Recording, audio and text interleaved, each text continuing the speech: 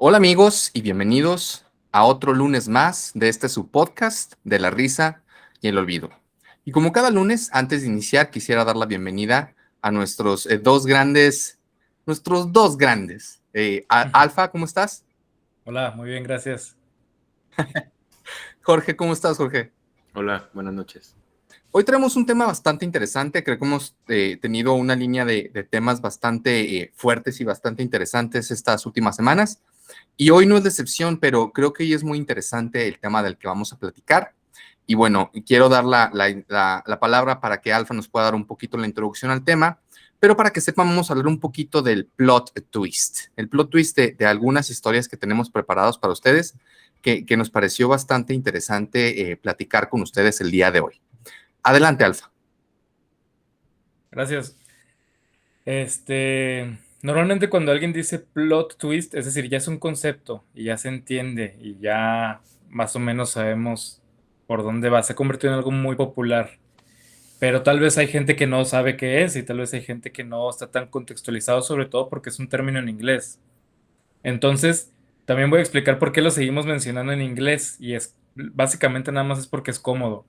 A veces ciertas cosas es muy fácil y muy cómodas expresarlas en inglés y pues así lo hacemos y nuestro lenguaje está lleno de ese tipo de cosas, sobre todo acá en el norte y pues por eso nos permitimos ahora hacer un poco así pochillos y decimos plot twist. En realidad cuando estamos diciendo plot twist, pues estamos diciendo giro de argumento, estamos diciendo giro de tuerca, es una expresión real, giro de tuerca, o también podríamos decir que se trata de un giro sorpresivo, pero se trata de un giro de argumento, un cambio radical en el argumento de una historia que estamos experimentando, ya sea la historia que esté escrita o que esté siendo una narrativa en cine, o por ejemplo, como David nos va a platicar, en un videojuego.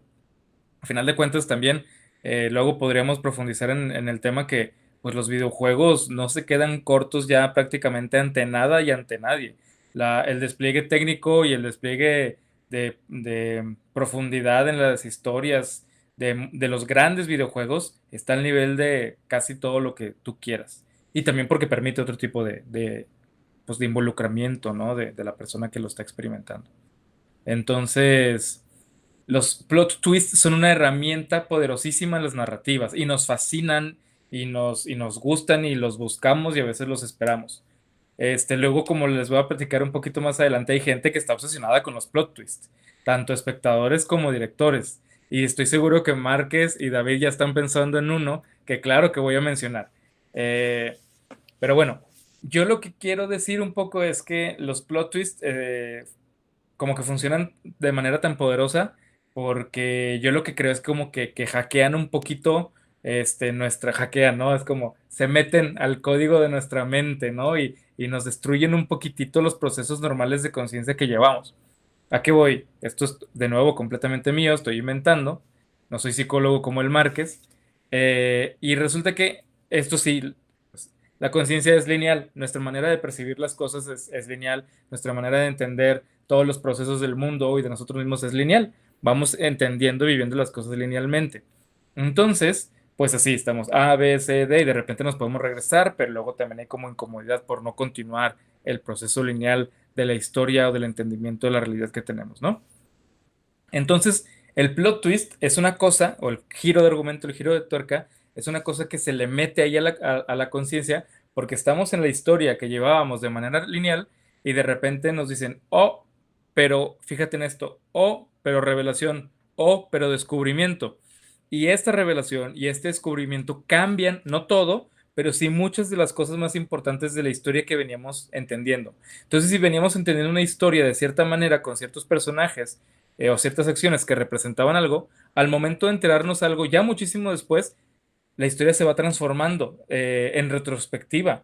Entonces, lo que de repente parecía que lo hizo por hacerlo bien, lo está haciendo porque era malvado. O al contrario, lo que parecía que era como una acción muy inocente, resulta porque era un gran sabio y te estaba ayudando, no sé.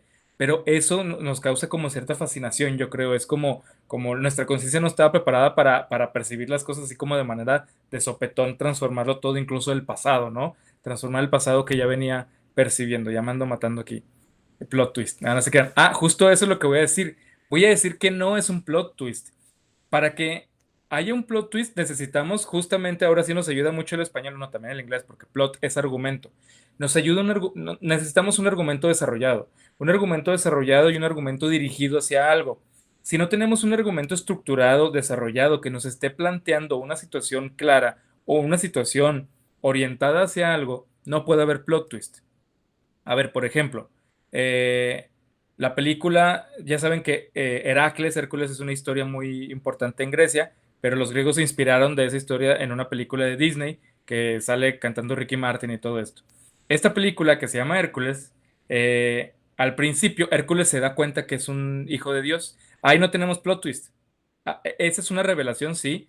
En griego, de hecho, es una anagnórisis, que es cuando el personaje se da cuenta como de su verdadera naturaleza, pero en ese momento no funciona como plot twist, porque no tenemos un argumento estructurado ya desarrollado que nos esté dirigiendo hacia algo. Apenas estamos construyendo el argumento. Y si apenas estamos construyendo el argumento, pues estamos revelándonos ciertas cosas del argumento mismo. Ahí no hay un plot twist.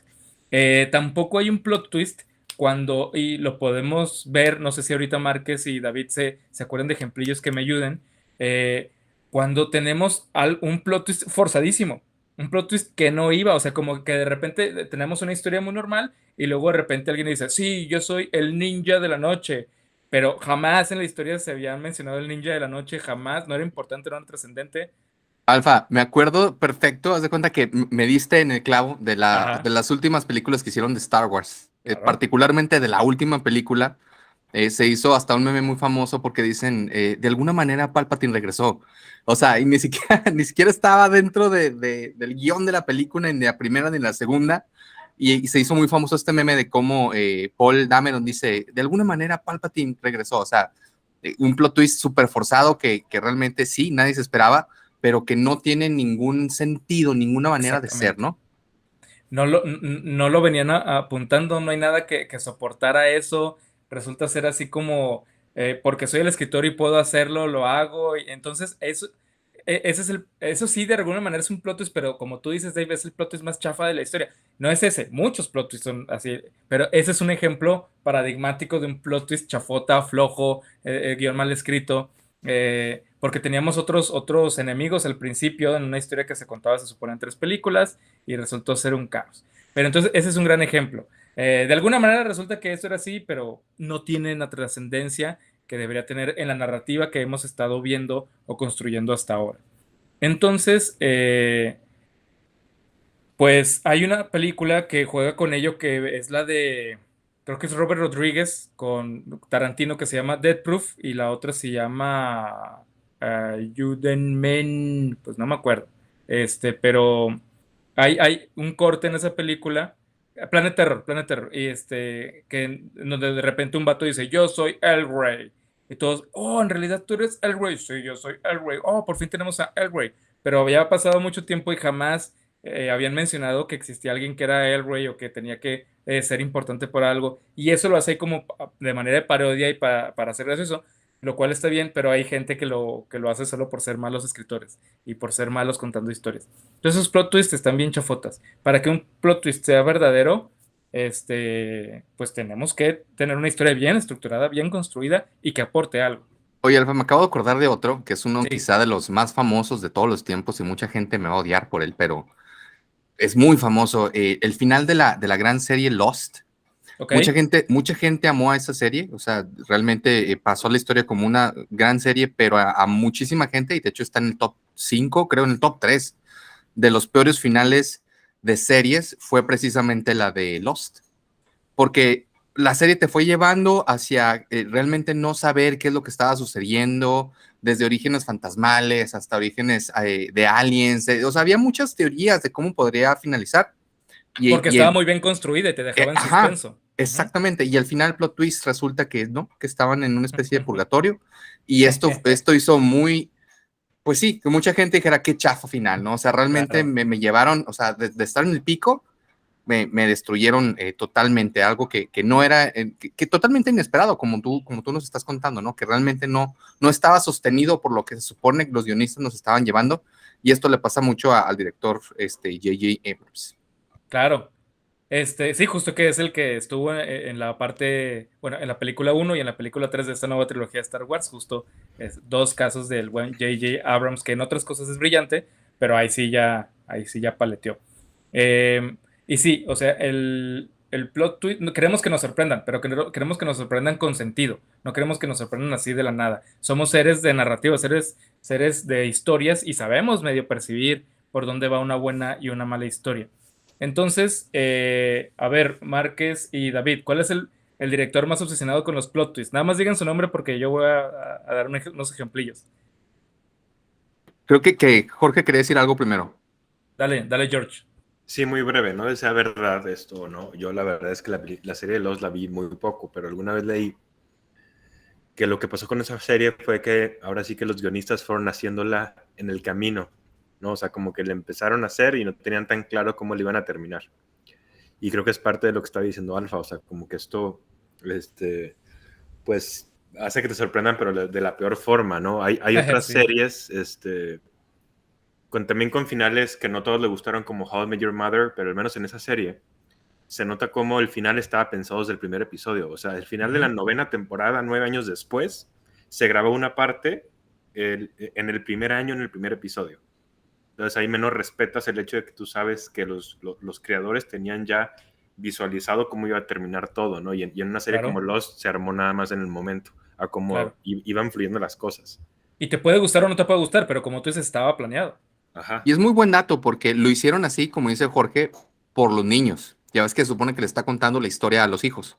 Entonces, ellos supieron desde el principio cómo iba a terminar la historia, pero para que se mantuviera la edad de los chicos, que obviamente durante 9 años pues iba a haber un cambio muy grande, Ujú, decidieron hacerlo de esa manera para que se vieran de la edad cuando empezaron claro, a contar la historia, ¿no? Que tiene tuvo sentido. bastante, que tiene bastante lógica.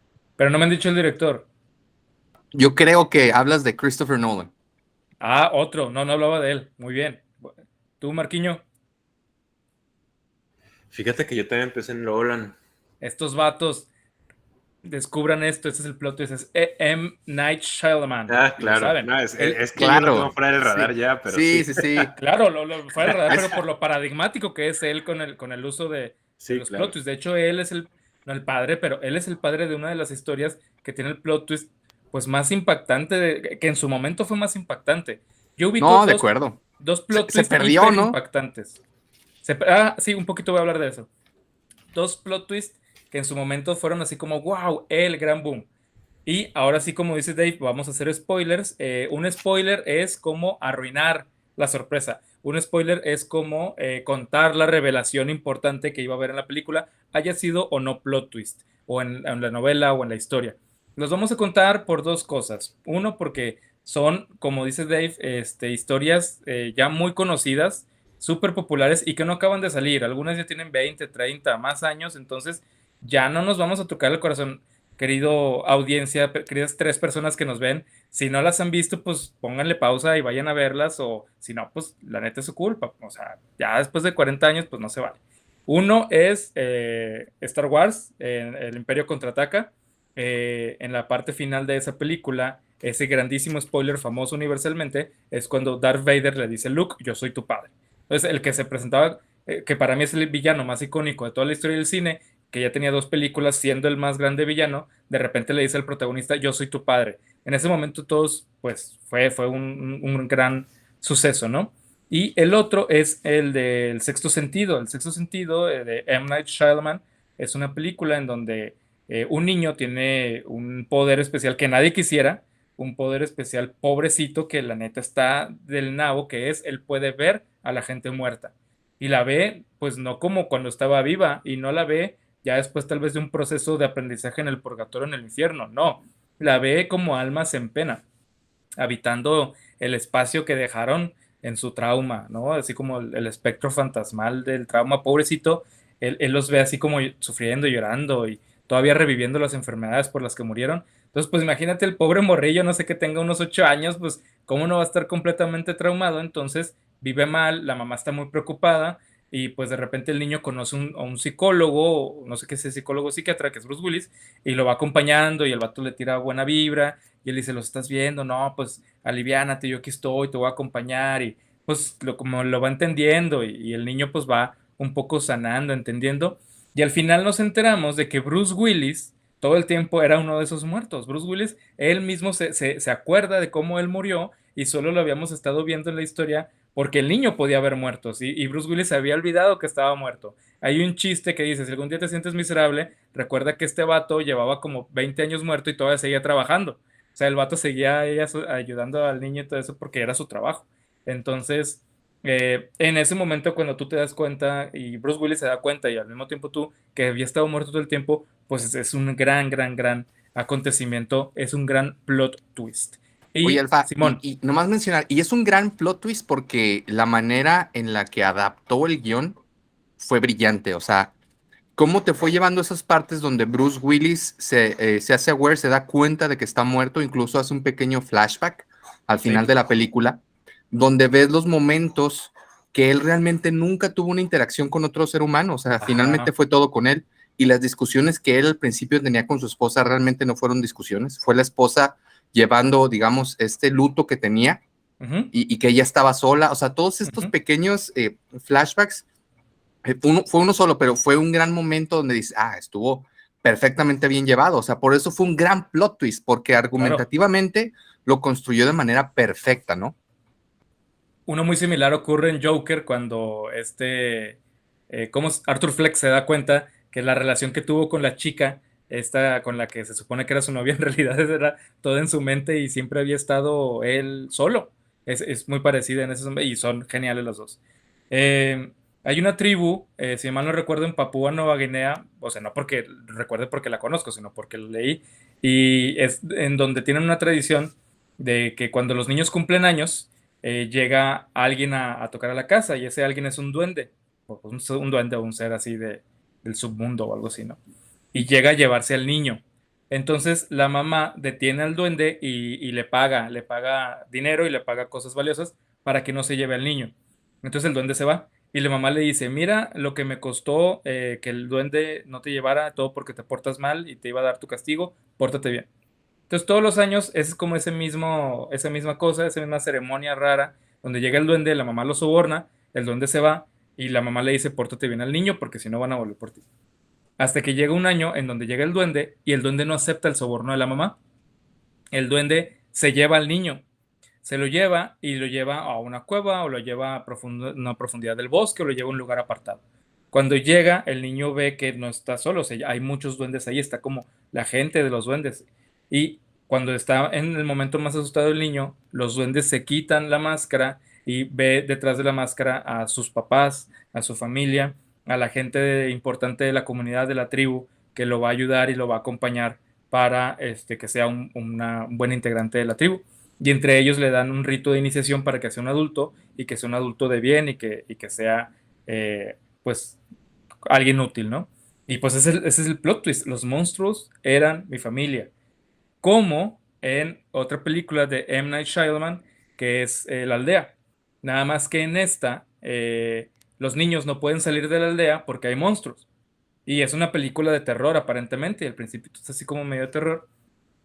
Y luego después nos enteramos de que esos monstruos eran los papás, pero los papás no era como para ofrecerles ningún rito, era en realidad porque estaban medio loquitos, la gente de la aldea, y era una aldea que vivían como, no sé, creo que del siglo XVII, pero en realidad están en esta época, nada más que estaban encerrados y aislaban a su comunidad para que no salieran y no tuvieran contacto con el exterior. Entonces, revelar que no hay monstruos y que en realidad nada más vimos como una situación bien psicótica de otros seres humanos fue un gran plot twist.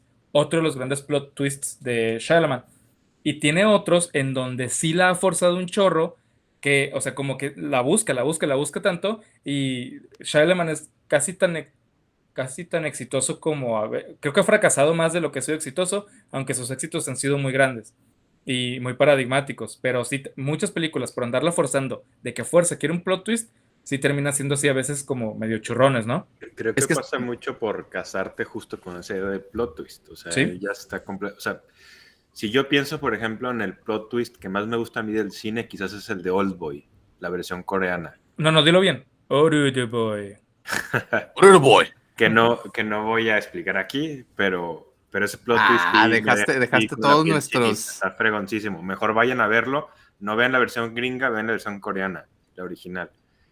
Pero ese Sí, es un, ese es tremendo un plot twist. es un director que utiliza plot twist solo cuando se necesita. Esa la tiene, la de The Handmaiden la tiene, pero no todas sus películas la tienen porque no todas la necesitan, ¿no? Creo que a Shyamalan sí le pasa que el tipo ya empieza una película pensando directamente en el plot twist, ¿no? Y siento que ahí se agota parte de... Sí, Dave.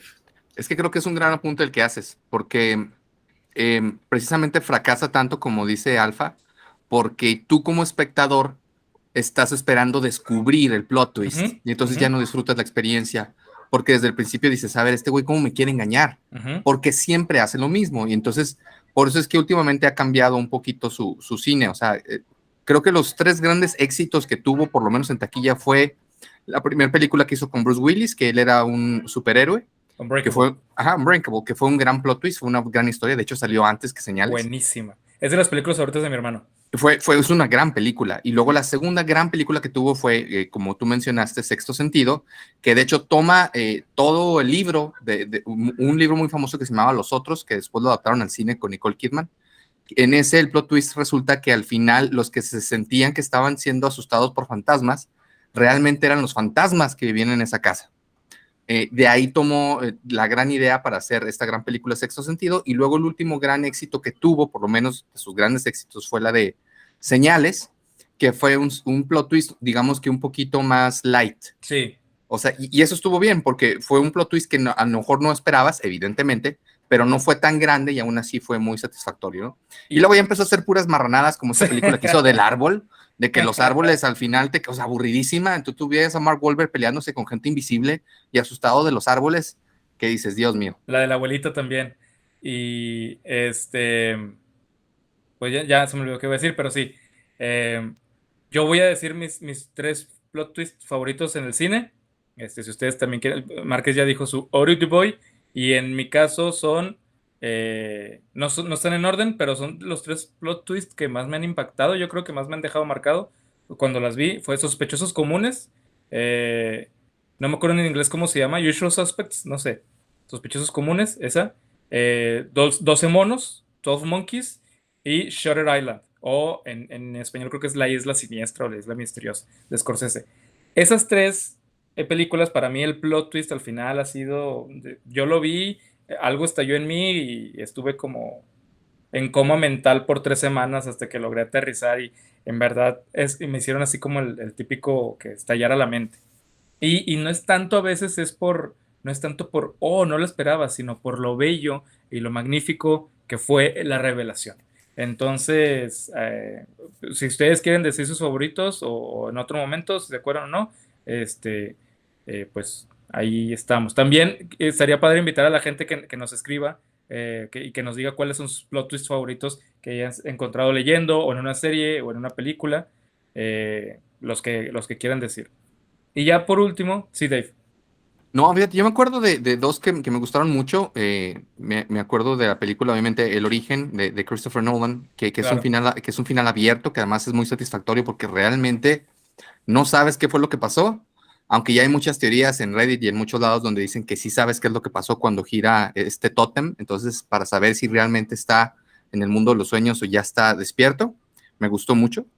El que más me gustó de Nolan fue una gran película que se llama Memento. Es un gran plot twist, gran película. Segunda película, creo, sí. Sí, además, la verdad es que no te lo esperas ni sabes realmente por qué está pasando. Es un gran plot twist. Yo tampoco se los quiero decir porque si no lo han visto, sí necesitan verlo. Es una gran película, Memento. Sí. Y creo que el más significativo en la historia del cine, como tú lo decías, aunque no es mi favorito, es el más significativo, es el padre literal de todos los plot twists, pues es el de Darth Vader, que literal significa padre oscuro, ¿no? Vader, de la palabra, el origen que significa padre. Sí, sí, sí. Aquellos que sabían neerlandés, pues bueno, era más fácil saber el plot twist que estaban planeando, pero para mí, pues el más grande plot twist, por lo menos en el mainstream, ¿no? De la historia del cine. Hay 2 muy famosos, bueno, el de Seven me gusta mucho, y el de Fight Club, el club de la pelea, que no me encanta, tal vez porque ya está choteado y porque es como demasiado popular, pero también es muy famoso. Oye, Alfa, que luego en la de Seven hay una expresión, a ver si tú me ayudas, Jorge, en psicología, que se llama de algo que tú recuerdas de alguna manera, pero que nunca sucedió. No recuerdo cómo se llama. que todo el mundo, yo también cuando me lo dijeron, pensé que lo había visto así, hasta lo investigué y no fue así, que recordamos ver la cabeza en ese plot twist de la esposa de Brad Pitt al final. Spoiler alert. Y no sucede así, pero la gente se queda con esa memoria. O sea, yo cuando me lo dijeron, dije, no, es que sí, claro que la vi. O sea, yo tengo fresco ver que salió y fue un momento súper impactante y realmente nunca la vimos. Y hay un término en psicología, no recuerdo cómo se llama, falso, no recuerdo. Pero sí, sí, es muy significativo. Ese es un gran final de una gran película también, Seven. Es verdad. Marquinhos. Digo, creo que tiene sentido que creamos que nos acordamos de la cabeza porque Sí, te quedas impactado, ¿no? Y la gente de eso salió hablando en esa película, tal cual. Y es fácil, yo creo que de repente confundas y empiezas a pensar que en realidad lo viste. Eh, cuando lo que ves es la expresión más bien de Brad Pitt completamente destruido, que creo que es más impactante que el hecho de ver la cabeza. claro. Esa es buena dirección. Y Fíjense buena que a lo actuación. mejor, sí, también. Fíjense que yo creo que los mejores plot twists que he visto, ahorita de seguro se me está olvidando alguno, pero ya dije que para mí uno es Old Boy. Otro también a mí me gustó mucho Memento. El final de Memento me encanta. Toda la película me gusta, pero el final es muy bueno. Y uno que no es plot twist, pero que yo lo viví como tal y que me impactó un chorro, es de una película que se llama Elefante de Gus Van Sant. No sé si ustedes sepan de qué es, pero es de la balacera de Columbine. No, yo no sabía. Eh, pero yo cuando vi esa película, yo la vi sin saber de qué era. Simplemente la puse. Y haz de cuenta que esa película es muy extraña porque como que no lleva una historia específica como muy bien contada, más bien es como si a través de la cámara tú estuvieras viendo la vida de la gente que estaba en esa preparatoria, tal cual. Es como muy orgánica. Ves a los alumnos yendo a clases y caminar por los campos de fútbol americano y todo está como muy, muy tranquilo y de repente al final te das cuenta que es el día de la balacera y que la gente a la que estás viendo los últimos momentos de su vida, ¿no? Y pues realmente mi impacto está muy bien hecho. Y otra vez, no acabo siendo un plot twist quizás porque la gente que investigaba la película sabía de qué se trataba, yo no lo sabía y sí me causó un chorro de impacto. Y Jorge, nada más quiere decir rápido, una fe de ratas no es un término psicológico, es un término de hecho de cine, que se le conoce como el efecto Mandela. Es decir, que tú recuerdas varios finales o varias cosas de películas que te preguntan y resulta que eso realmente nunca sucedió. Digamos que hacen como que tu cerebro cierra las imágenes de cosas que realmente nunca sucedieron, pero que tú piensas que sí, ¿no? El efecto Mandela. Gracias. Bueno, voy a terminar ya contando una pequeña historia inspirada en una filosofía que viene de Japón. Y pues como ustedes saben, si yo algún día cuento que algo no venga de Mesopotamia, de India, de Japón, preocúpense porque seguro estoy enfermo, O de deprimido Robert y Asimov, muriendo. recuerda. Claro. Entonces, esta es una pequeña historia con plot twist, obviamente, y se los aviso. Pues esta es la historia de una persona que desde muy temprano descubrió el camino espiritual. Logró controlar su mente, logró dominar su cuerpo, sus pasiones, forjó su disciplina. Entendió que había una meta y se decidió a lograrla. El nirvana, la iluminación le llamaba. No era la primera persona que lo buscaba y no sería la última. Encontró maestros, compañeros, alguno que otro discípulo. Fue un buen alumno, fue un buen compañero. Cada vez se esforzó más. Rechazó todo lo que tenía que ser rechazado. Nunca se rindió. Pero llegó a desesperar. Llegó a frustrarse por no sentir esa conexión con el todo, por no experimentar esa trascendencia absoluta, por no poder ver a Buda. Le decían, si ves a Buda, mata a Buda para poder trascenderlo. Pero, ¿cómo él podría trascender a Buda si jamás se le había parecido, si jamás lo había visto? Sufrió por sentirse no verdaderamente iluminado. Entonces decidió esforzarse más, mucho más, luchó, conoció más técnicas, rechazó más cosas, hasta que un día su fracaso fue completo, su fracaso fue absoluto. Todo aquello por lo que había luchado durante toda su vida no era posible para él. Sintió caerse en un abismo. Todo lo que había escalado con esfuerzo, disciplina, maestría, meditación, filosofía, se convirtió en una altura desde la cual cayó. Cayó como nadie jamás había caído, y cuando tocó el fondo con la más terrible de las caídas, abrió los ojos y se sintió en paz. Por primera vez se sintió libre. Había soltado.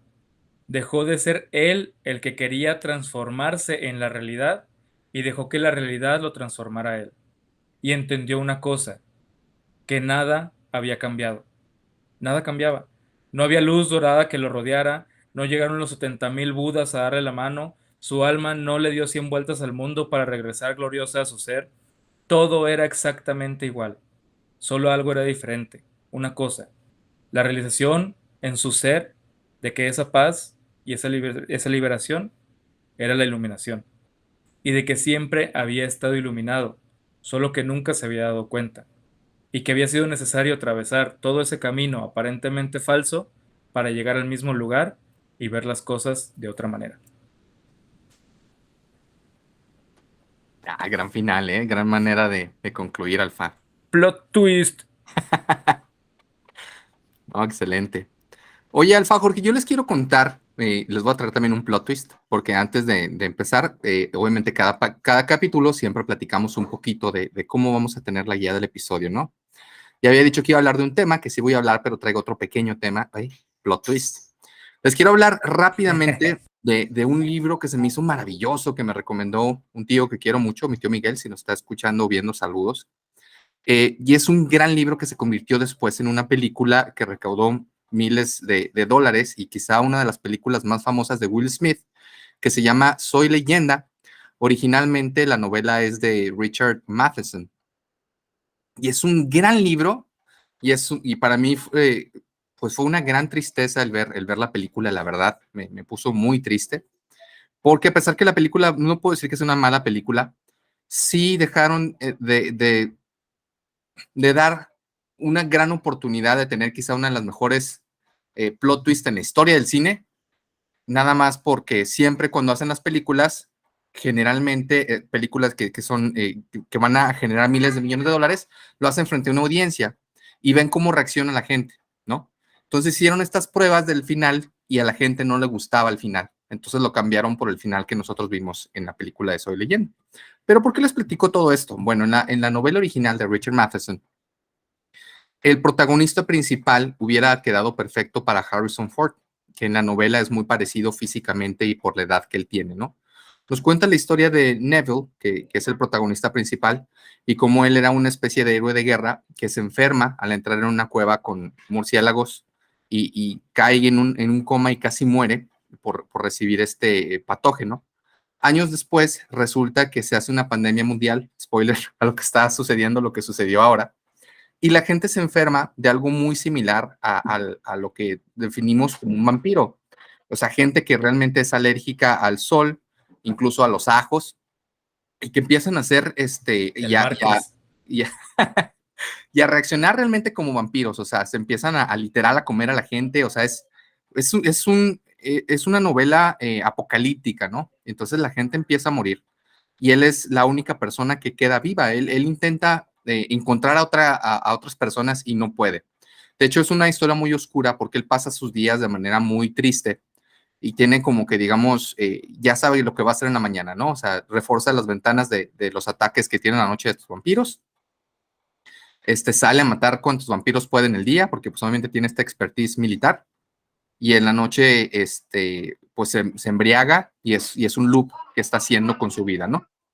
Pasa tiempo y descubre a una mujer y esto lo hace casi volverse loco porque después de tantos años descubre que una mujer estuvo viva, lo acompaña en su viaje y al final esta mujer, digamos que lo traiciona de alguna manera y resulta ser que esta mujer era realmente una de la especie de vampiros que ahora reinaban en el mundo, ¿no? Entonces lo atrapan a él y lo tienen en la cárcel a punto de ejecutarlo. Y él, pues digamos que está en paz con eso hasta que ella platica con él y le dice, es que creo que nunca comprendiste realmente qué es lo que estaba sucediendo aquí. O sea, tú salías en la mañana a matar para ti lo que eran vampiros, cuando para nosotros lo que tú hacías es que asesinabas a las familias y todo el mundo te tenía miedo porque tú salías a hacer este genocidio, a matar a miles de nuestra especie y al final tú eres leyenda. Y ese es un gran final, porque lo que él pensaba que él era el bueno de la historia y que él pensaba que era el único humano y que estaba haciendo un bien tratando de estar en este apocalipsis, pues resulta ser que él era el malo en la historia, ¿no? Porque ya había cambiado el status quo y ahora estos que eran vampiros, pues resulta que sí tenían una especie de conciencia un poco diferente y él era el malo de la historia. Y entonces él al darse cuenta de esto antes de ser ejecutado, pues tiene un gran choque, es un gran final y una oportunidad que dejó ir al cine de una manera muy triste. ¿Ustedes habían escuchado este final de esta historia de esta novela de Richard Matheson? Yo no, pero sí es tremendo No, plot yo twist. tampoco. Sí, es un gran libro, se lo recomiendo bastante, digo, plot twist, ya saben cómo finaliza, pero era una gran oportunidad de tener un final súper diferente. Y bueno, el segundo, una historia de un videojuego que creo que por ahí comentaba Alfa y me parece muy adecuado. También comentamos en el primer capítulo de su podcast de la risa y el olvido No sé de de qué Elden estás Ring. hablando. No les podemos decir que vayan y se echen un clavado porque, digo, seguramente algún morboso sí lo hará así.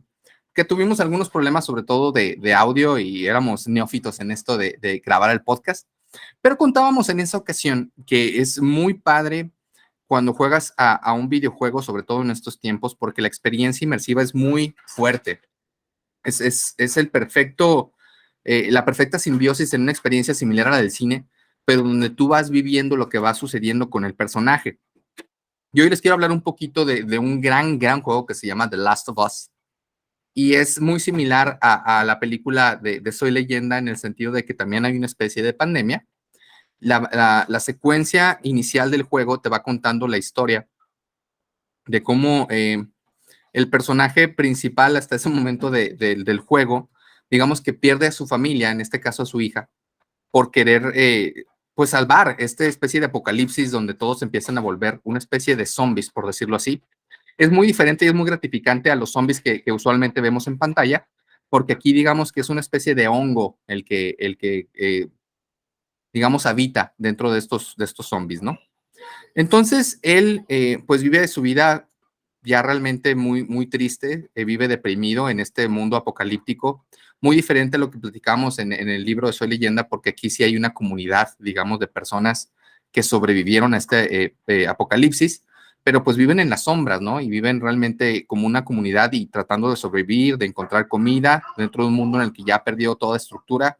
Obviamente ya no hay luz, ya no hay comida, ya no hay un sistema de compra y venta, o sea, todo regresa y realmente es un mundo apocalíptico.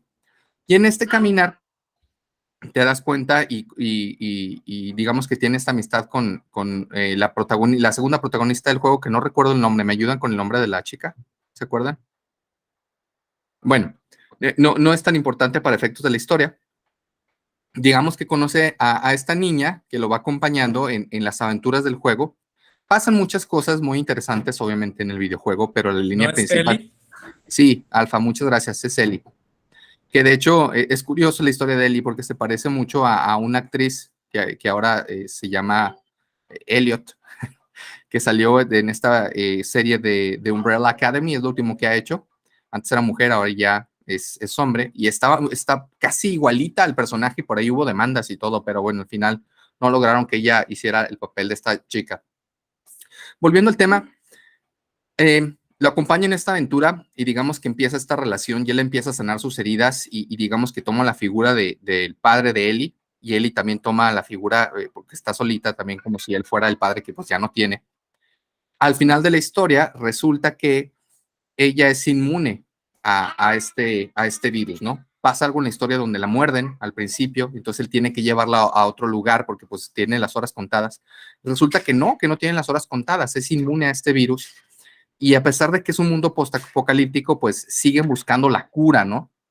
Tienen una serie de científicos que están tratando de descifrar y de poder salvar esta enfermedad y resulta que ella es la llave de poder literal salvar al mundo.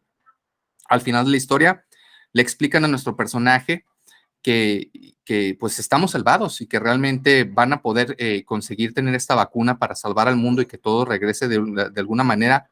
Si no la normalidad, digamos, ya no va a haber este terrible virus y vamos a poder poco a poco sanar las heridas del mundo y él tomó una decisión muy interesante y hace un gran plot twist en la industria de los videojuegos, que también es muy conocida por tener grandes plot twists, porque resulta que nuestro personaje, Ellie, decide que ya una vez que le explican que está bien, porque obviamente ella tiene que morir, tienen que hacer muchos estudios y tienen que drenar prácticamente toda su sangre para poder desarrollar esta vacuna. Ella está en paz con eso y dice, bueno, si es mi vida versus la de todos, pues mi vida en el gran esquema las cosas no es nada, entonces pues adelante, ¿no? Pero él decide que no. Y en un plot twist, nuestro héroe, del que vimos durante toda la serie tener gran compasión y grandes momentos, porque en el juego él le va enseñando a ella realmente cuál es el camino, no del bien, pero digamos cuál es el camino moral y ético apropiado, incluso en este mundo postapocalíptico, el cómo tener humanidad es muy importante y eso es algo muy padre. Pues él destruye todo esto porque mata a todos los doctores cuando están a punto de iniciar este proceso, ¿no? Mata a todos y cada uno de los doctores porque él decide que es más importante la vida de Ellie, que para ese entonces ya era vista, por lo menos en sus ojos, como su hija, y así, pues digamos que mandando al mundo, no sé cómo se diga, doomed, pero manda al mundo, digamos que lo condena al mundo una vez más, ¿no? Eligiendo él.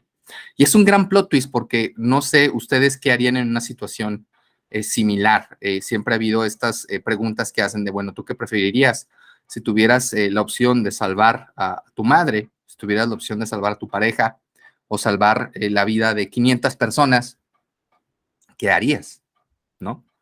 Y bueno, la verdad es que muchos de nosotros pues tomaríamos la opción A, ¿no? O sea, salvarías a tu madre, salvarías a tu pareja, salvarías a tu hijo, salvarías a tu hija, siempre por encima de todos los demás. Aún así significan 1,000, 2,000 personas, el mundo entero, que es más importante para ti, por lo menos en la visión que tú tienes de lo que es importante en el mundo, y me parece un plot twist y un final fantástico. Por ahí creo que Jorge ya jugó el juego. Alfa, estoy seguro que lo conoces. ¿Qué opinan de este juego y de este gran plot twist que tuvo esta historia? Que por ahí comentaba Alfa, también tiene un segundo juego que también es un gran juego. Adelante, amigos. Pues a mí lo que me hace pensar esto es que es difícil como ser humano ser realmente empático con lo que no conoces, con lo que es anónimo.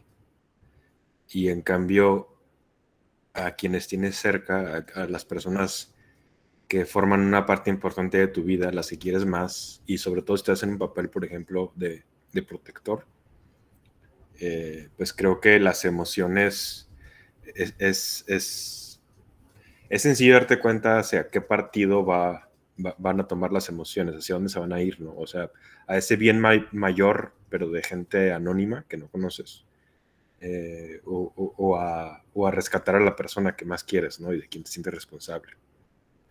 Los seres humanos evolucionamos en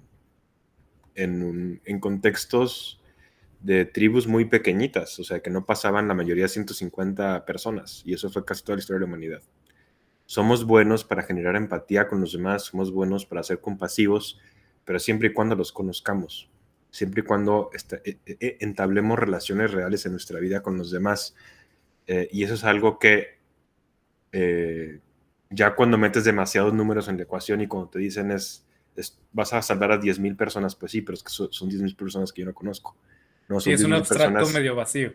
Ajá, o sea, a las cuales yo no les tengo ninguna especie como de afecto. Entonces está muy complicado quizás ahí tomar la decisión adecuada, ¿no? O sea, yo sé que luego mucha gente de la que nos escucha pues no juega videojuegos, entonces a lo mejor no es tan fácil que comprendan un poco lo que sucede con un juego, pero es que creo que un juego es como si fuera el match a cierto punto entre una novela y una película, porque una película dura 2 o 3 horas, pero un juego puede durar 10, 12, 20, 30, 50 horas. Y cuando tienes tanto tiempo inmerso en ese mundo, con una narrativa específica, con personajes específicos, llega un momento que te encariñas con ellos. Y creo que el juego es lo que busca, o sea, te hace establecer un vínculo emocional con un personaje, y al final cuando sientes que lo estás rescatando, te pones en los zapatos de Joel y sientes que estás haciendo lo correcto, cuando en realidad te estás convirtiendo pues en un villano, ¿no? Para el resto de la humanidad.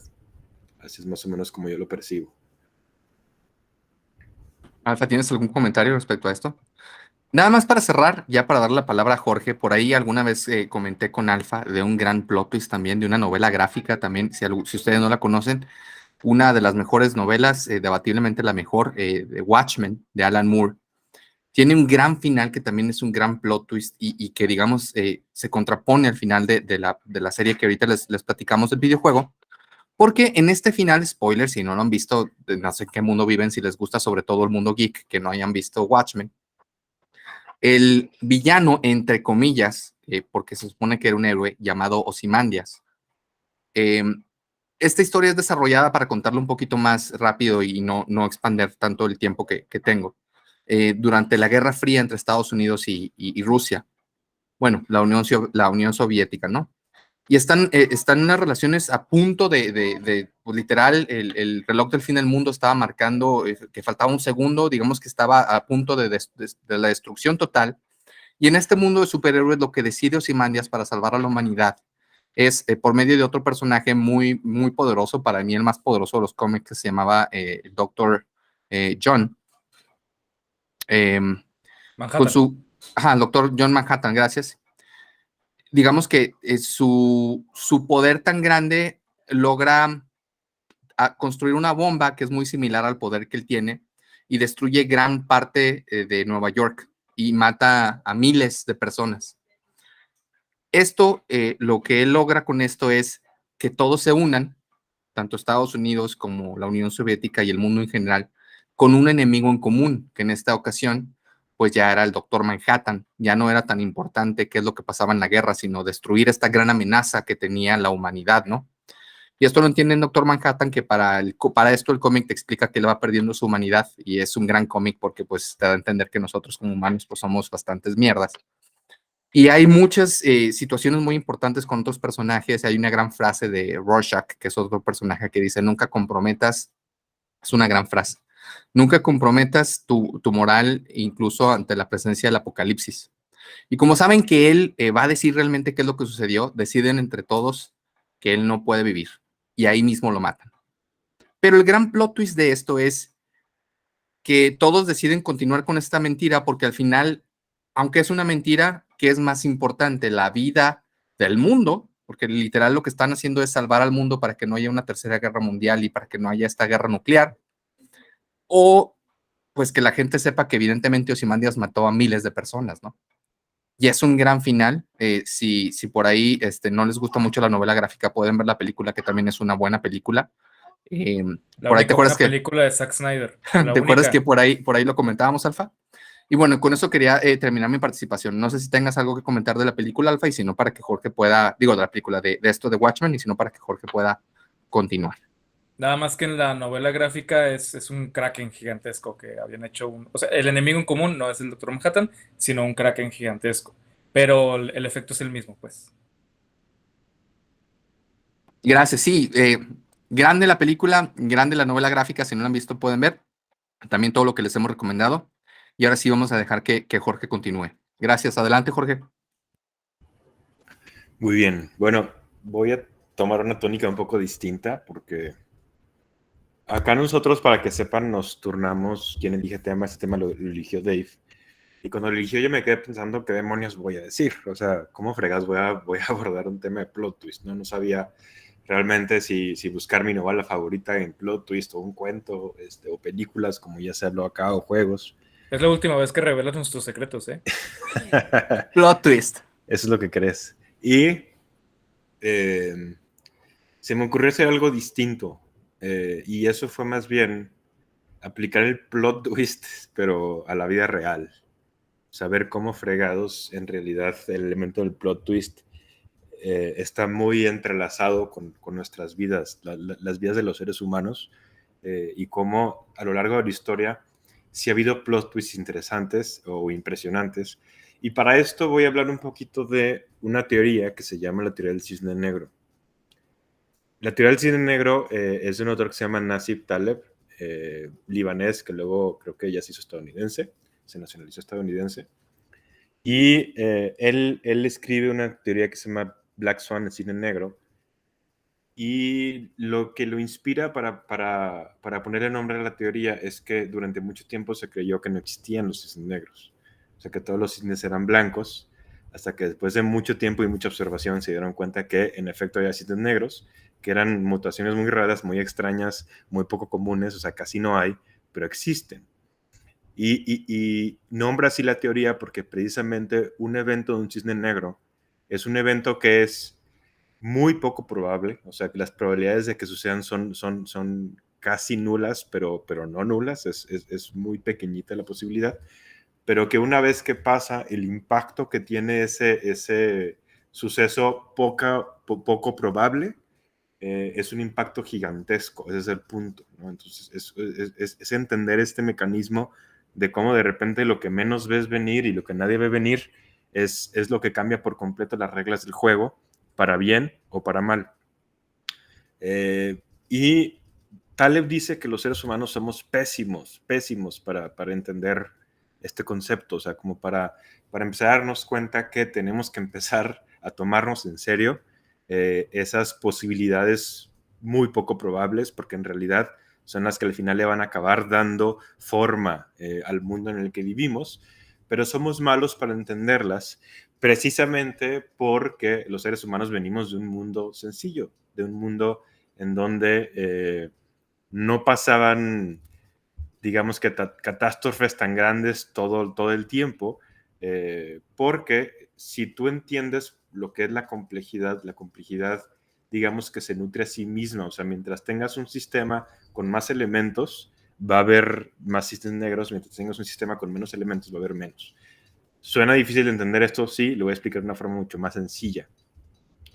Si tú tienes comunidades bien chiquitas, si tú vives en un pueblito o en una tribu de 100 personas, 80 personas, 50 personas, pues pueden pasar las décadas y los sexenios y no va a haber, por ejemplo, muchos descubrimientos, tal cual. No va a haber muchos, no va a haber mucha creación humana y tampoco va a haber mucho conflicto humano, porque son pocos seres humanos viviendo en el mismo espacio. Ese fue el entorno natural del ser humano durante casi toda su historia, durante toda la prehistoria. Y entonces nosotros desarrollamos un cerebro que es bueno para predecir sistemas simples, pero que no es bueno para predecir sistemas complejos, tal cual, ¿no? Y es esa complejidad la que va a causar un cisne negro. Cuando demonios empezó a cambiar todo empezó a cambiar, obviamente, con la revolución industrial. Porque la revolución industrial lo que hizo fue que exponenció así de forma cañoncísima la población humana. O sea, antes de la revolución industrial no había manera de alimentar a tanta gente. Y como no había manera de alimentar a tanta gente, entonces no podías tener poblaciones muy elevadas. Una vez que se hace la revolución industrial, la población se va hasta el cielo y seguimos como yéndonos hacia allá, ¿no? Ese es el punto. Y mientras más gente tenemos, entonces va a haber mucho más complejidad para todo, para lo bueno, para lo malo y para lo neutral.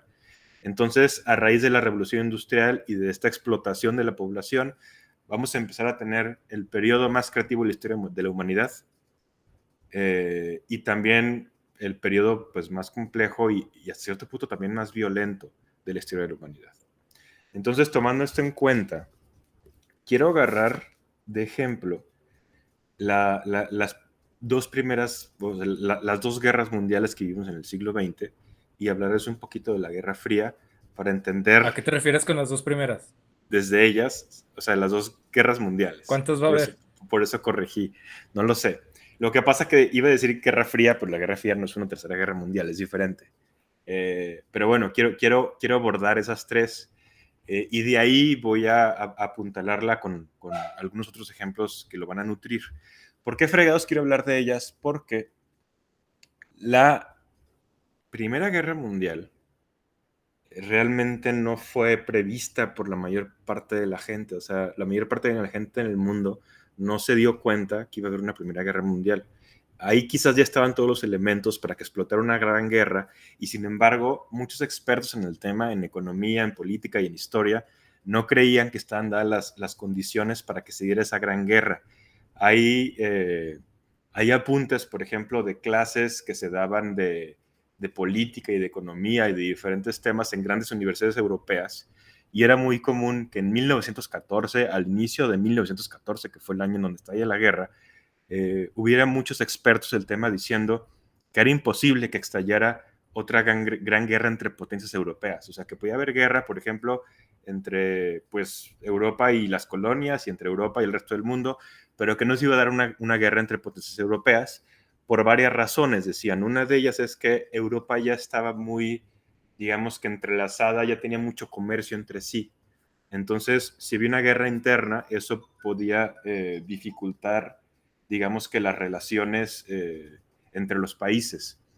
Aparte de eso, también había muchas alianzas, ¿no? Entre los diferentes países y eso iba a hacer que todavía más difícilmente se hiciera una guerra porque si tú sabías, por ejemplo, que si atacabas a Inglaterra, Francia, si se iba a meter a defenderlo o Rusia, entonces le ibas a pensar dos veces antes de atacarlos, ¿no? Ese era el punto. Y la última de ellas era porque eh, desde la revolución industrial la tecnología creció de forma exponencial y la tecnología de guerra también creció de forma exponencial. O sea, de repente el armamento que existía dio un salto gigantesco, ¿no? Y pasamos de tener estos fusiles que se tardaban un minuto en recargarse para volver a disparar, a empezar a tener, por ejemplo, las primeras metralletas. Entonces, ya esta idea de decir, vamos a tener a un ejército francés enfrente a un ejército alemán y los dos ejércitos con metralletas, esto va a ser una masacre, o sea, esto va a ser completamente inhumano y ninguna nación de alta cultura se va a permitir tal deshumanización en la forma de pelear, ¿no? De hecho, ya se había dado, creo que se dio entre Inglaterra y Sudán, que Inglaterra utilizó contra sudaneses las primeras formas como de metralletas, hicieron una masacre así asquerosísima, horrible, terrible, pero luego salieron a defender ahí varios políticos y expertos ingleses el hecho de decirle al resto de Europa no se preocupen, obviamente estas armas no las vamos a utilizar en contra de ustedes, ¿no? Entonces, Y también el asunto de que eh, como era tan nuevo y es tan complejo, no pudieron, pensaban que la guerra se iba a resolver en 1, 2 o 3 días, por eso se sí, atrevieron a enfrentarla, solo porque se resolvía, porque pensaban también que ellos eran los que tenían la tecnología de punta y ellos eran los que iban a destruir a los demás, no contemplaron que también el otro tenía esa misma y que les iba a caer con lo mismo. Fueron un poco ingenuos sí. en su incapacidad de poder entender este asunto tan complejo. Claro, sí, de hecho ahorita voy a abarcar ese tema un poco más amplio, es bien interesante. Obviamente, sí había gente que estaba diciendo que se podía venir una guerra, inclusive había gente que la deseaba. Había un grupo extremista italiano que tiene un manifiesto futurista de la guerra, en donde ellos lo que desean es este mundo como avanzado por la máquina, ¿no? Y que ya los lugares de cultura y de arte y de paz eran lugares del pasado y que ahora teníamos que ir a un futuro y que el catalizador de ese futuro iba a ser la guerra. Pero el punto es que eran grupos extremistas pequeños, o sea, en realidad la mayor parte de la gente estaba en esta idea de que no se iba a dar una gran guerra. Estalla la Primera Guerra Mundial y como dice Alfa, cuando estalla la Primera Guerra Mundial, se da un fenómeno bien extraño y es que o sea, mucha parte de la gente, sobre todo los jóvenes, creían que la Primera Guerra Mundial iba a ser un conflicto breve. O sea, de hecho, muchos jóvenes estaban preocupados de que no iban a alcanzar a enlistarse a tiempo y se iba a acabar la guerra antes de que ellos pudieran llegar a la guerra y entonces ya no iban a poder regresar como héroes de guerra tal cual, ¿no? O sea, inicia la guerra y ellos creían que para finales de diciembre, o sea, inicia en julio y creían que para finales de diciembre del 14 la guerra ya iba a estar terminada y que su nación la iba a ganar independientemente de la nación que fuera. Esto es algo que se ve un poco, creo que en una de las películas de Capitán América, creo que en la primera, se ve parte de esa, o sea, de esa celebración en las calles, ¿no?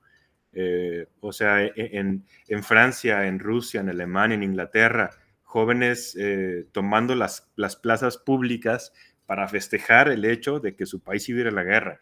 Y ahí ya se veía como esta ideología nacionalista, ¿no? De decir, mi país es el más chingón y vamos a unirnos entre todos y vamos a demostrarle al resto del mundo que los franceses o que los alemanes o que los ingleses somos realmente los más chingones de todos. Ese era el punto, ¿no? Cuando inicia la guerra rápidamente les da una cachetada en la cara a todos y les dice, ¿sabes qué? Esta guerra es otra cosa completamente diferente. En la Primera Guerra Mundial se tenía lo que se llamaba el culto a la ofensiva, que venía mucho de una guerra que ha vivido entre Alemania y Francia antes, cuando Alemania se unificó como país. Y era esta idea de que lo que tenías que hacer en guerra era atacar con todo, atacar rápido y avasallar al rival, ¿no? Porque si tú tienes un ejército que tiene mucho ímpetu en el campo de batalla, entonces eso iba a hacer que el rival se sintiera como, a cierto punto, atemorizado por el vigor de tu armada, ¿no? Entonces los alemanes habían hecho un plan para destruir Francia en 3 meses, por ejemplo, y los franceses también creían que en un par de meses iban a poder vencer a los alemanes, pero surgió algo que fueron las trincheras.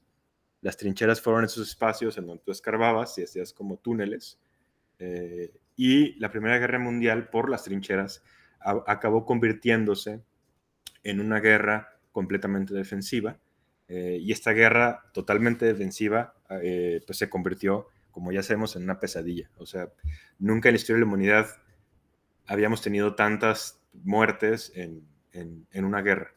Fue impresionante. O sea, estos miedos que se tenían de la nueva tecnología militar, que creían que justo ese miedo iba a hacer que los países europeos no se enfrentaran entre sí, pues era verdad, ¿no? Ahora sí que era verdad la capacidad gigantesca de destrucción de la nueva tecnología. Lo que no fue verdad fue que, a final de cuentas, ese miedo no detuvo la guerra. A final de cuentas, la guerra se dio y muchísima gente se murió.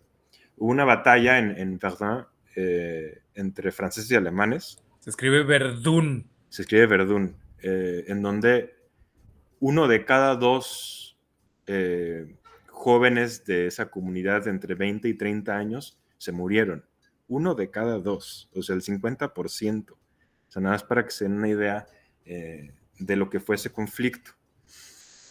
No voy a abordar mucho más cosas de la Primera Guerra Mundial porque me quiero pasar a la Segunda, pero lo que sí voy a decir es algo. En la Primera Guerra Mundial, acuérdense que Rusia estaba dentro de la guerra en contra de Alemania, a favor de Inglaterra y de Francia. O sea, Rusia era enemigo alemán y austriaco. Los alemanes hicieron una táctica para sacar a Rusia de la guerra. Y fue el hecho de que agarraron un exiliado ruso que estaba viviendo en Suiza, Lenin, y se lo llevaron a Rusia para que Lenin fuera, digamos que, un agente del caos, un agente de la revolución dentro de Rusia, se armara, se materializara ya con toda la revolución rusa, y Rusia en esa revolución interna tuviera que salirse de la guerra. Y fue lo que pasó. O sea, los alemanes agarran a Lenin, se lo llevan a Rusia. Rusia, en efecto, se materializa la revolución y se da por terminada, y Rusia se convierte en la Unión Soviética. Y les cuento todo esto porque ese agente que es Lenin y que los alemanes lo sueltan, va a ser la piedra angular para construir la Unión Soviética, y después la Unión Soviética va a vencer a Alemania en la Segunda Guerra Mundial, lo cual es como bastante irónico, ¿no? O sea, soltaron a la Revolución Rusa los alemanes para ganar la Primera Guerra Mundial, aún así la pierden, y después esa nueva Unión Soviética que los alemanes ayudan a crear acaba siendo la destrucción misma del nazismo, hasta cierto punto. ¿Quieren decir algo hasta aquí, antes de que me pase lo siguiente? Yo nada más rápidamente recordé, ahorita que estábamos hablando un poquito de cultura pop, hay una película muy interesante que también tiene un gran plot twist que se llama The Edge of Tomorrow, al filo del mañana, con Tom Cruise, que trata de cómo él sigue viviendo este día una y otra vez. Y curiosamente la batalla de esta película se da también en Verdún. Bueno, no sé cómo se pronuncia, pero ahorita me acordé de eso. Adelante, Jorge. Sí, es que hubo muchas batallas muy sangrientas en la Primera Guerra Mundial, pero quizás esa fue la peor de todas. Entonces, yo me imagino que por eso la agarraron. Sí. Ok, voy a compartir algo. Me dicen cuando ya lo empiecen a ver. Nada más para nuestros amigos que nos ven en Spotify, recuerden que si quieren ver las imágenes que ponemos ya lo pueden hacer desde Spotify, que ya permite y soporta el video. Entonces, cuando pongamos imágenes, ya nos pueden ver directamente en Spotify si nos están escuchando, y si nos están viendo en YouTube, pues ya es más fácil. Perdón, estoy teniendo un poco de problemas. No, así no se puede. Así no se puede. Ya se está viendo Dale, ya se está proyectando, ya se Simón. ve el cisne negro. Se ve un cisne negro. Oye, ¿vas a decir algo más de lo de Taleb? Porque puedo decir algo. Sí, Ok. si quieres al final lo agregamos los dos. Ok. Ok. En la Segunda Guerra Mundial, acuérdense que la Primera Guerra Mundial se acaba, pierde Alemania, le ponen sanciones terribles a Alemania, lo toman como el primer culpable de, de haber provocado toda la Primera Guerra Mundial, cuando en realidad fue algo mucho más complejo que eso.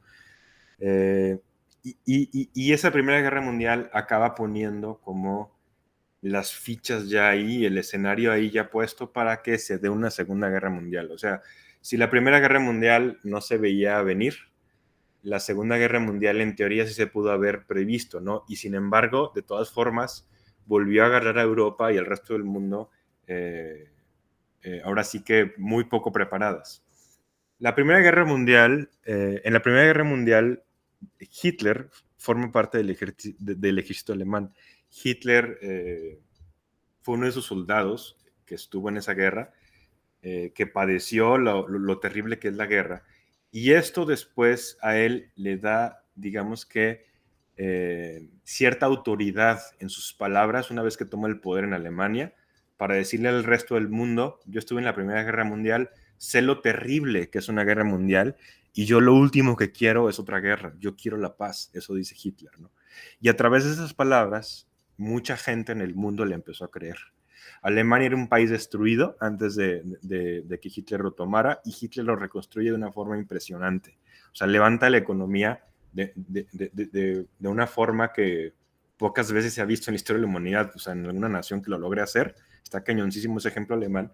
Y ahí tenías como a este Hitler que empieza no solo a recomponer la economía, sino que además empieza a rearmar a Alemania, porque él tenía muy en claro que quería expandirse y convertirse en la potencia más importante de Europa. Entonces, este discurso, pues, pacífico de Hitler, se lo compró mucha gente. Y una de esas personas que se lo compra es Chamberlain, que era el primer ministro inglés en aquel entonces, antes de estallar la Segunda Guerra Mundial. Y hay una reunión muy famosa entre los dos, en donde se juntan y tienen una reunión entre él y otros primeros ministros. Y al final de la reunión, Chamberlain sale a declararle al mundo que se viene paz en nuestros tiempos, así lo dice, o sea, como diciendo, lo que viene de ahora en adelante es paz. O sea, ya hablamos con Alemania, ya nos dimos cuenta que Hitler realmente es una persona pacífica, no está interesado en la guerra, y pues se vienen décadas fregoncísimas, ¿no? En este periódico se puede ver aquí en la parte superior, abajo del Daily Herald, se ve la fecha. Dice sábado 1 de octubre de 1938. Como ustedes saben, en septiembre del 39 empieza la Segunda Guerra Mundial. O sea, poco después o sea, pasó menos de un año antes de que estallara la Segunda Guerra Mundial, ¿no? Así fue como, o sea, lo grande como de este engaño que Hitler le hizo al resto del mundo, empezando pues por el primer ministro inglés. Ok, no abordaré más elementos como de la Segunda Guerra Mundial. Lo que sí quiero decir nada más, como para que veamos luego qué demonios es lo que pasa en esos sistemas complejos de los que nos habla Taleb. O sea, cómo de repente una semilla germina, y esa semilla que germina se convierte después en un montón en una multiplicidad de creaciones que provocan un friego de cosas, algunas de ellas increíbles, y también otras de ellas terribles. Aquí lo que están viendo en pantalla es el primer avión de los hermanos Wright, el primerito. Los seres humanos siempre habíamos querido volar, ¿no? Es algo que teníamos ahí como en nuestras fantasías, ya desde gente como Leonardo da Vinci, que hacían como esquemitas e ideas como para poder vencer, ¿no? Desde Dédalo. Sí, desde Dédalo, en realidad viene mucho más atrás, ¿no? Pero alguien que la gente conociera más, pues es Da Vinci, pero definitivamente la historia de Dédalo está genial, igual algún día se las contamos toda. Esto fue en 1903, el avión de los hermanos Wright se despegó y voló, o sea, en realidad voló bien poquito, según yo, fue algo así como 12 segundos, ¿no? Pero a final de cuentas fueron esos 12 primeros segundos en donde los seres humanos rompen esta maldición de estar siempre con los pies en la tierra, ¿no? De ser este saltamonte que salta queriendo alcanzar la luna y nunca pudiendo alcanzarla. Esto es a principios de 1900. Y eso es justo a lo que yo quiero llegar. O sea, vean otra vez la complejidad, lo que provoca. O sea, si ustedes se ponen a pensar en todo lo que el ser humano creó en el siglo XX, es una cosa impresionante, es una cosa que realmente, si no te sorprendes, es porque entonces creo que no estás viendo la vida de forma adecuada. 1903, el primer avión vuela. En la No nos Primera Guerra, regañes, por favor, no nos en regañes. la Primera Guerra Mundial, los aviones ya existían y ya estaban mucho más desarrollados. O sea, si fue en 1903 el primer avión que solo pudo volar 12 segundos, bueno, en 1915, 16, 17 los aviones ya estaban volando en la Primera Guerra Mundial, ya eran aviones que podían volar de forma muy estable y ya había peleas en el cielo, ya había lucha en el cielo. Aquí en pantalla están viendo al Barón Rojo, la figura más famosa de los pilotos de la Primera Guerra Mundial, que era el que era llamado el mejor piloto de guerra de toda la Primera Guerra Mundial, un alemán que venció 80 contrincantes. Y en la Primera Guerra Mundial estaba curioso cómo se manejaban las batallas en el aire, porque en realidad no hacían tanto daño. O sea, no ibas a ganar una guerra a través del aire, más bien era una cuestión mucho más psicológica, porque pónganse a pensar esto, o sea, el vuelo no existía, ¿no? Y de repente empezó a existir y las primeras personas empezaron a ver esos primeros aviones volando en la guerra y de repente haber sido terrible escuchar estos avionetas que venían así por el cielo disparando, ¿no? Haber sido una cosa espeluznante que obviamente sí daba cierta edge psicológico a los ejércitos, ¿no? Quien dominara el aire. Para la Segunda Guerra Mundial esto cambió de forma drástica. En la Segunda Guerra Mundial ya los aviones de guerra eran sumamente importantes. Y aquí estamos viendo los dos más importantes de todos. El de la izquierda es el Enola Gay y el de la derecha es el Boxcar. Y estos son los dos bombarderos que se utilizaron, son B-29, si mal no recuerdo, que se utilizaron para lanzar las bombas atómicas. El de la izquierda es creo que el de Hiroshima y el de la derecha, según yo, es el de Nagasaki. Pero vean otra vez cómo en nada de tiempo pasamos de volar 12 segundos en 1903 a estar soltando bombas atómicas que destruían ciudades casi completas en 1945. O sea, en realidad el span de años es nada, o sea, es poco más de la mitad de una vida humana, ¿no? Después de que se acaba la Segunda Guerra Mundial, que acuérdense que la Segunda Guerra Mundial justo se va a terminar con esas bombas atómicas. O sea, Alemania ya se había rendido y el país que todavía seguía de pie luchando en contra de Estados Unidos, Inglaterra y el resto del mundo era Japón. Y Japón era un país que de otra forma difícilmente se hubiera rendido. O sea, le tuvieron que aventar no una, sino dos bombas nucleares para vencerlos. Nada más como para que tengan ahí una breve idea de lo que les digo.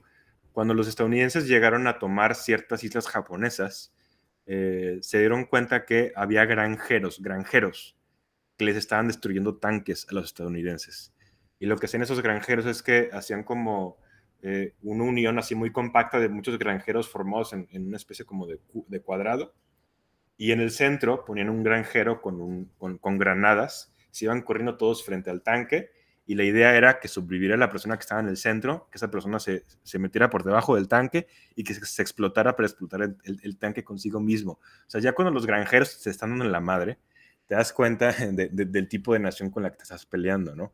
Y es por eso que esa fue como una de las, digamos que, de las cosas que motivó a Estados Unidos a llegar como a ese extremo de aventar bombas atómicas para poder terminar con la masacre. Cuando se acaba la Segunda Guerra Mundial, acuérdense que la Unión Soviética ya estaba consolidada y la Unión Soviética ya era una potencia mundial como con Estados Unidos. Durante la Segunda Guerra Mundial, la Unión Soviética y Estados Unidos eran del mismo bando, pero cuando se acaba la Segunda Guerra Mundial, se hacen enemigos.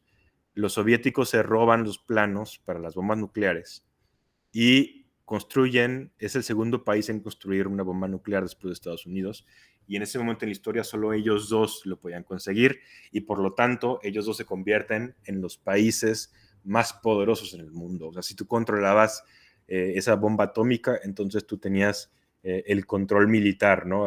Ahora sí que eras el más poderoso de todos. Y en esa Guerra Fría, que como saben no fue una guerra, sí hubo enfrentamientos directos, pero no en territorio ruso ni estadounidense, fue más bien una guerra como de dos ideologías que están chocando y que están compitiendo en todos los ámbitos que se pueda para demostrar al resto del mundo quién es la más chingona. Y de esa forma hacer que otros países y otras naciones se vayan sumando a Estados Unidos al capitalismo o a la Unión Soviética y al comunismo. Y una de esas grandes carreras que hubo fue la carrera tecnológica por el espacio. Una carrera tecnológica de ver quién fregados era el primero que llegaba al espacio. Esto porque te da muchas ventajas de guerra. Si tú tienes satélites donde tú tienes la opción de estar espiando territorio enemigo, pues es fregoncísimo. Pero además también es un statement, o sea, es como dejarle muy claro al resto del mundo que tú eres el país más fregón de todos porque eres el primer país en poner, por ejemplo, a un ser humano en el espacio. Y eso fue lo que hizo la Unión Soviética. La Unión Soviética mandó a Gagarin, que lo están viendo aquí en la parte de abajo en la pantalla. Él es el primer hombre en el espacio. Después, antes de él, manda al primer ser vivo al espacio, que es la perrita Laika. Si mal no recuerdo, fue en el 57 ella, en el 61 Gagarin. Y después también tiene a la primer mujer en el espacio, Valentina, creo que en el 63. Otra vez voy a sonar como disco rayado, o sea, pero piensen lo que esto significa. Estar por primera vez despegándonos del suelo 12 segundos en un avión en 1903 y en 1961 poner a un hombre en el espacio, así tal cual, ¿no? De ahí Estados Unidos no se pudo quedar atrás y en el 69 puso al primer hombre en la luna. Entonces vean cómo todo esto, toda esta complejidad que luego se exponencia además, sobre todo con las guerras, empieza a abrir posibilidades como infinitas. Esa carrera tecnológica desde la Primera, la Segunda Guerra Mundial y después la Guerra Fría nos llevó a darle forma al mundo que tenemos ahorita. O sea, el mundo en donde puedes agarrar un avión y estrellarlo contra las Torres Gemelas, un avión comercial, al mundo en donde tenemos tecnología satelital, en donde ahora lo que dicta mucha parte de la psique humana, ahora sí que de fondo tiene el Internet, ¿no? Como elemento principal. Y ese Internet no puede haber existido sin esa tecnología del espacio y sin esa tecnología del vuelo. No existiría. El Internet se creó, según yo, en el 69 en Estados Unidos, o sea, el mismo año que el primer hombre llega a la Luna. O sea, para que vean más o menos, ahora sí que toda la red como de sucesos que se van creando, ¿no? Debido a esta complejidad.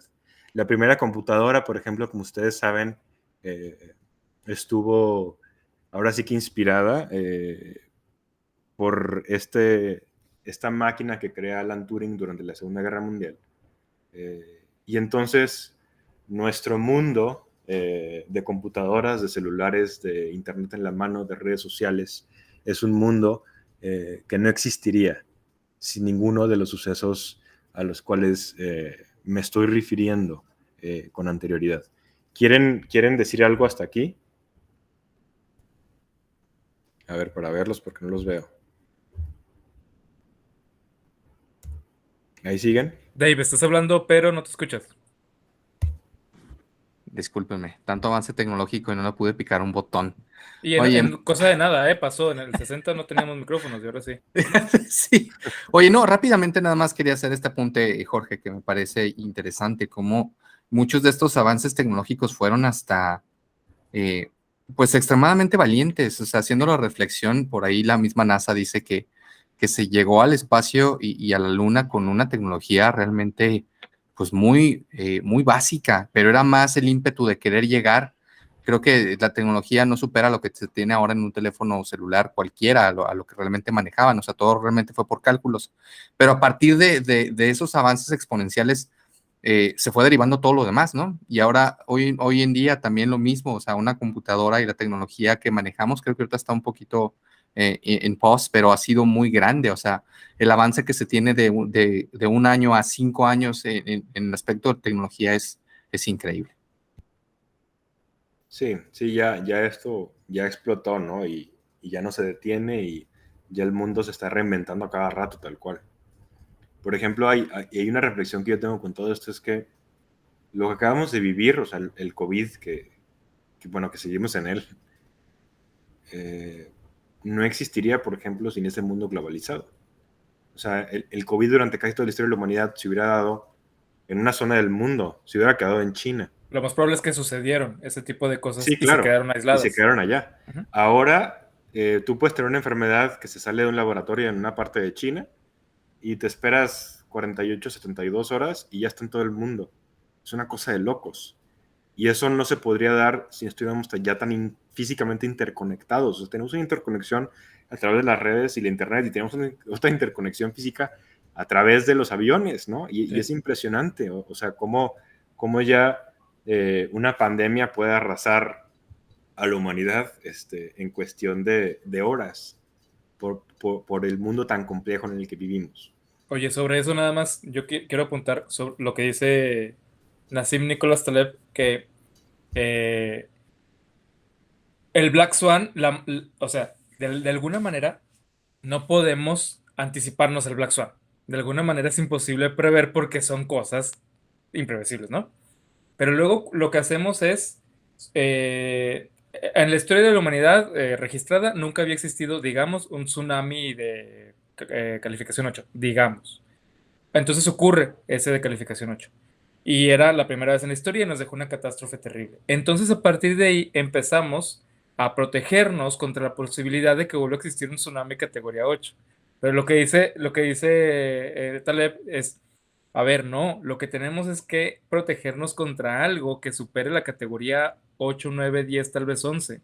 Porque dices, no, pues que es demasiado para algo que nunca ha ocurrido. Exacto, pero tampoco el 8 había ocurrido. Mecha Tsunami. Ajá, exacto. Como cierta persona que es un gran jugador de juegos de mesa. Ahora, el asunto es que eh, dices, nunca ha pasado y tal vez nunca pase, sí, pero basta con una sola para que no la cuentes. Ese es el gran asunto del Black Swan. Basta con una para que el precio a pagar sea completamente irreversible y catastrófico, como lo que hemos hablado de pandemias y de las posibilidades de virus, de vampiros y de lo que sea. Entonces no podemos estar pensando en el futuro para ver qué es lo que va a venir para prepararnos ante ello. Lo único que podemos hacer es fortalecernos nosotros de una manera constante y absoluta para estar listos para las cosas que nos puedan sorprender, estar listos para la sorpresa. Y luego tiene otro desarrollo muchísimo más largo, que es el de la antifragilidad, pero pues eso estaría muy, muy chido que lo pudiéramos abordar en otro podcast. Sí, sí, de hecho sí me gustaría, por eso no me metiendo tanto para allá. Pero como reforzando lo que dice Alfa, es que Taleb, por ejemplo, dice que el COVID-19 no fue un cine negro, porque él dice que ya estaban los elementos para darnos cuenta que se venía algo como eso y no estuvimos listos. Y la idea es cómo fregado le haces para estar listo de lo que no se puede predecir. Y la mejor forma de hacerlo es ser antifrágil y ser ágil y reaccionar de la mejor forma en el momento cuando realmente no sabes lo que va a suceder al siguiente instante. Pero bueno, eso está bien, estará bien abordarlo en algún otro capítulo porque la verdad es que es un tema muy fregón. Pero bueno, ya para darle como cerrada esto, pues qué plot twist como tan impactante imaginarnos que nosotros éramos una especie que vivía en cuevas, que no sabía dominar el fuego, que se asustaba cuando caían rayos, que tenía que salir a caminar kilómetros y kilómetros en busca de frutas, que a cada rato era comido por lo que se quería comer, eh, que inventaba, me imagino, que dioses primitivos, que se ponía a pintar lo que veía en la naturaleza en sus cuevas, a la forma en la que podía.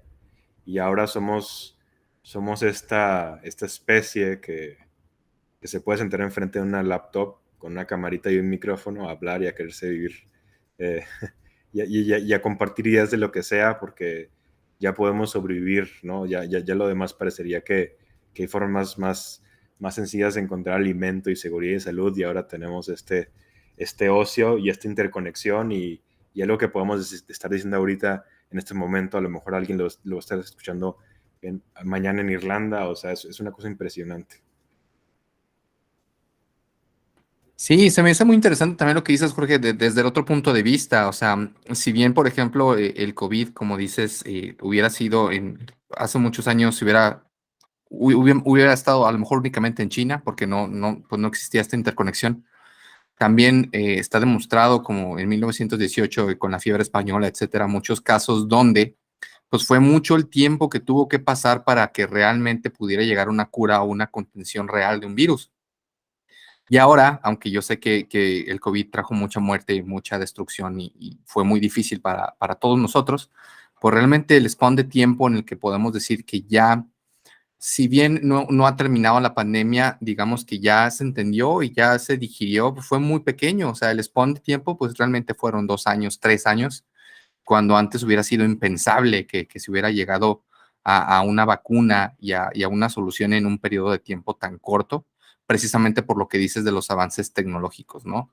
Y es muy interesante, creo que sí sería tema de otro podcast, porque también la solución que tomaron los países, digamos, más poderosos, pues fue adquirir todas las vacunas, ¿no? Y dejar a los países tercermundistas, o sea, compraron dosis 3 veces más de la que requería su población, pero bueno, ese es otro tema. Sí me parece muy interesante y realmente un gran giro el que diste, otro plot twist, de cómo avanzamos tanto y a veces no nos ponemos a pensar como especie en dónde estamos ahorita en un spawn de tiempo tan pequeñito.